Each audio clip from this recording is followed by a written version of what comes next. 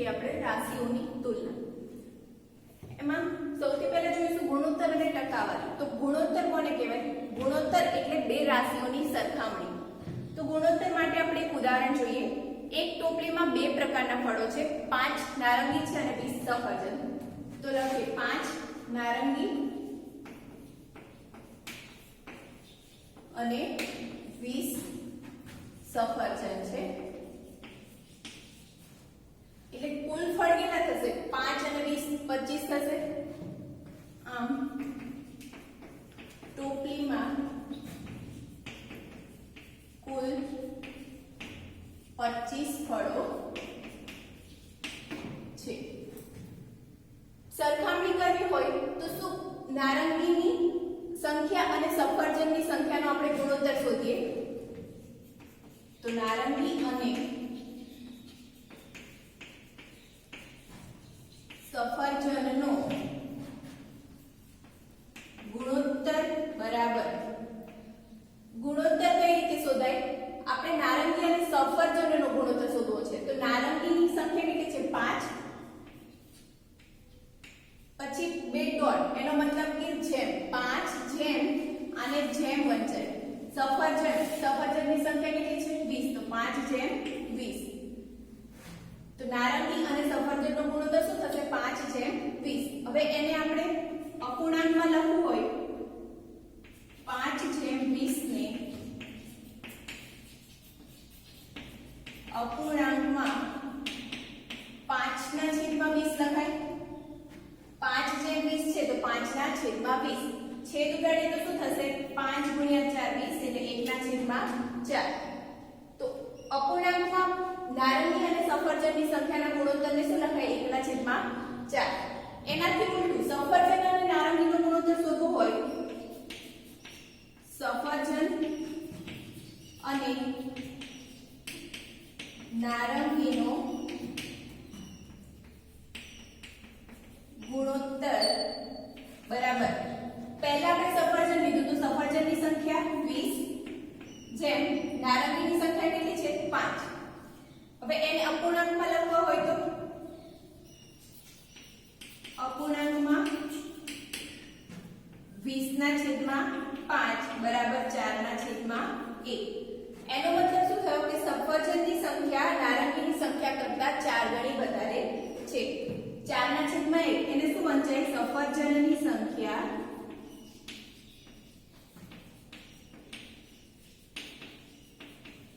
નારંગીની સંખ્યા કરતા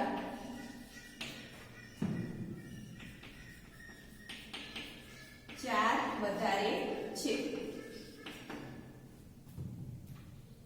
ગુણોત્તર થયો. હવે ટકાવારી જોઈએ. તો 5 નારંગી અને 20 સફરજન એટલે કુલ 25 ફળો છે. એને આપણે ટકાવારીમાં દર્શાવવા હોય તો નારંગીની ટકાવારી સૌથી પહેલા શોધીએ. નારંગીની ટકાવારી બરાબર નારંગીની સંખ્યા કેટલી છે? 5 છેદમાં કુલ ફળો. કુલ ફળો છે 25 ગુણ્યા ટકાવારી હંમેશા કેટલા? 100 એ શોધાય એટલે ગુણ્યા કેટલા કરીશું આપણે? 100. 5 ગુણ્યા 4 એટલે 20% નારંગી થશે. બીજું સફરજનની સંખ્યા શોધીએ. તો પહેલી રીત છે નારંગીની ટકાવારી અને સફરજનની ટકાવારી. ટોપલીમાં બે પ્રકારના ફળો છે તો બંને પ્રકારના ફળોની ટકાવારી કેટલી થાય? 100 થાય. તો નારંગીની ટકાવારી પ્લસ સફરજનની ટકાવારી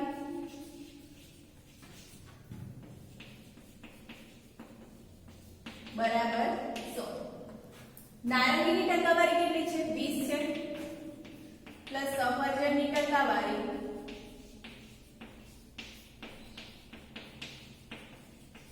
બરાબર 100. માટે સફરજનની ટકાવારી बराबर 100 माइनस 20 बराबर 80%. तो आ रीते सफरजननी टकावारी मळे. बीजी રીત જે રીતે આપણે નારંગીની ટકાવારી શોધી એ જ રીતે શોધીએ સફરજનની બીજી રીતે. સફરજનની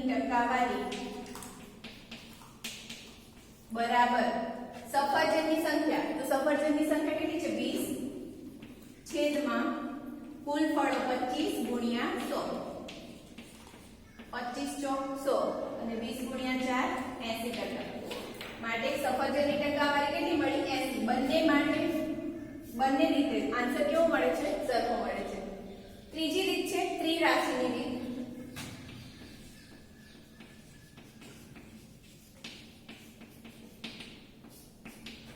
ત્રિરાશિની રીતે આપણે નારંગીની ટકાવારી શોધીએ સફરજનની ટકાવારી જાતે શોધવાની છે નારંગીની શોધવી હોય તો 25 કુલ ફળો છે 25 ફળોમાંથી નારંગીની સંખ્યા કેટલી છે નારંગીની સંખ્યા 5 છે 25 ફળોમાંથી નારંગી 5 છે તો ટકાવારી કેટલા મળે 100 તો 100 ફળો હોય તો 100 ફળોમાંથી નારંગીની સંખ્યા બરાબર 5 ગુણ્યા 100 છેદમાં 25 5 ગુણ્યા 100 છેદમાં 25 20% મળે છે તો ત્રિરાશિની રીતે નારંગીની ટકાવારી કેટલી મળી 20% અહીંયા પણ કેટલી મળે છે 20% એ જ રીતે ત્રિરાશિની રીતે સફરજનની ટકાવારી પણ જાતે હોમવર્કમાં શોધવાની છે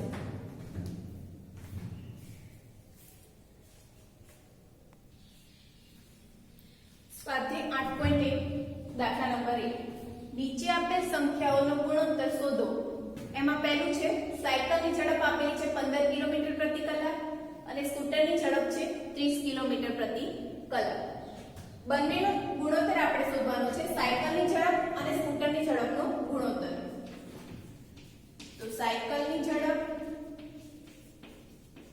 અને સ્કૂટરની ઝડપનો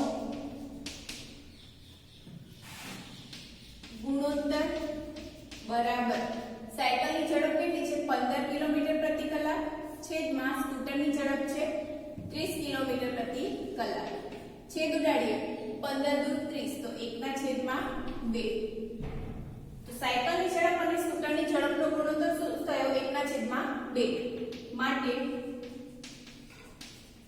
સાયકલની ઝડપ અને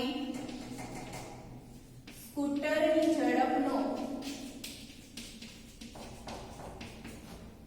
ગુણોત્તર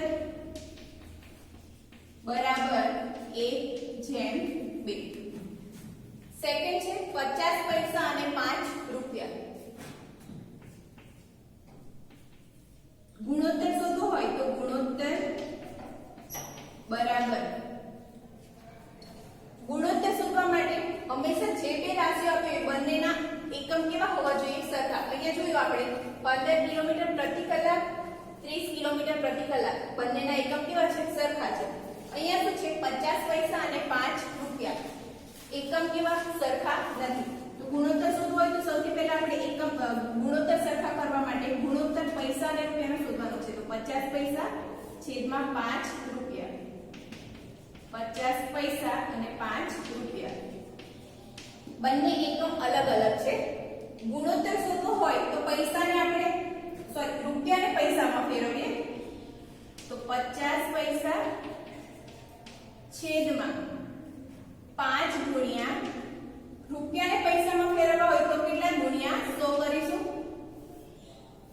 શું કર્યું રૂપિયાને આપણે પૈસામાં ફેરવ્યા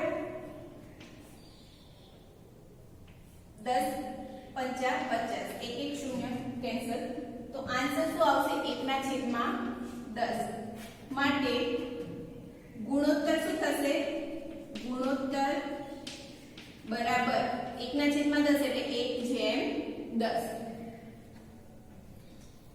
સી છે 5 મીટર અને 10 કિલોમીટર અહીંયા પણ જો બંનેના એકમ કેવા છે અલગ અલગ છે અહીંયા એકમ છે મીટર અહીંયા છે કિલોમીટર બંનેને સરખા એકમમાં ફેરવવા પડશે સૌથી પહેલા ગુણોત્તર બરાબર શું થશે લખી દઈએ 5 મીટર છેદમાં 10 કિલોમીટર આપણે શું કરીશું 10 કિલોમીટર જે છે એને આપણે મીટરમાં ફેરવીએ તો 5 છેદમાં કિલોમીટરને મીટરમાં ફેરવવા હોય તો ગુણ્યા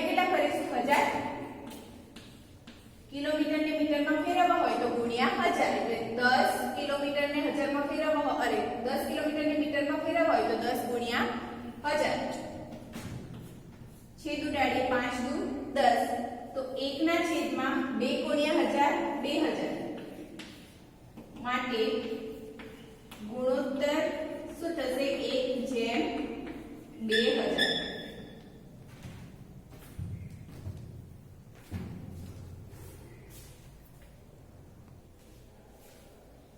નેક્સ્ટ જોઈએ દાખલા નંબર 2 નીચે આપેલ ગુણોત્તરનું ટકાવારીમાં રૂપાંતર કરો તો આપણે આગળ થિયરીમાં જોયું ગુણોત્તરનું ટકાવારીમાં રૂપાંતર કરવું હોય તો શું કરવાનું ટકાવારી કેટલાય ગણાય છે 100 એ ગણાય છે તો એ ગુણોત્તરને અપૂર્ણાંકમાં ફેરવો અને એને ગુણ્યા 100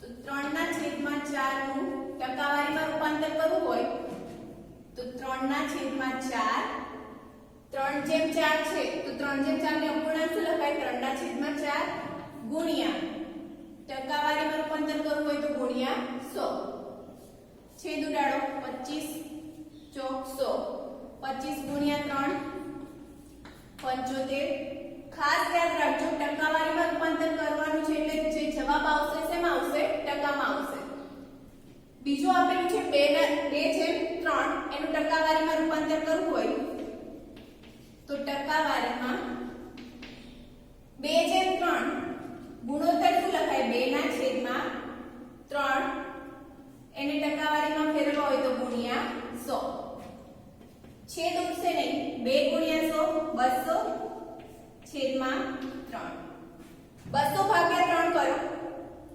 વિડિયો પોઝ કરો રફ નોટમાં 200 ભાગ્યા 3 કરો આન્સર આવશે 66.67% 66.67%.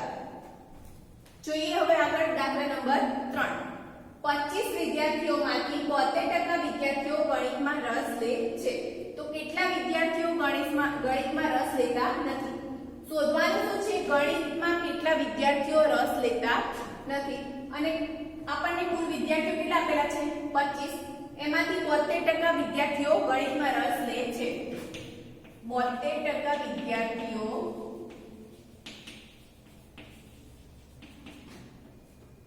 ગણિતમાં રસ લે છે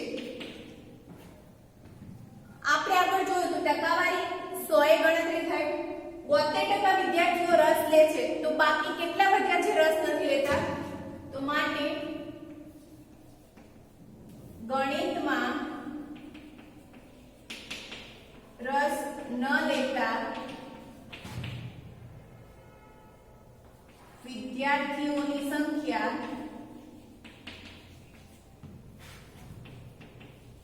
બરાબર 100 ટકાવારી 100 એ ગણાય એટલે 100 માઈનસ રસ લેતા વિદ્યાર્થીઓની સંખ્યા એટલે 72% 100 માઈનસ 72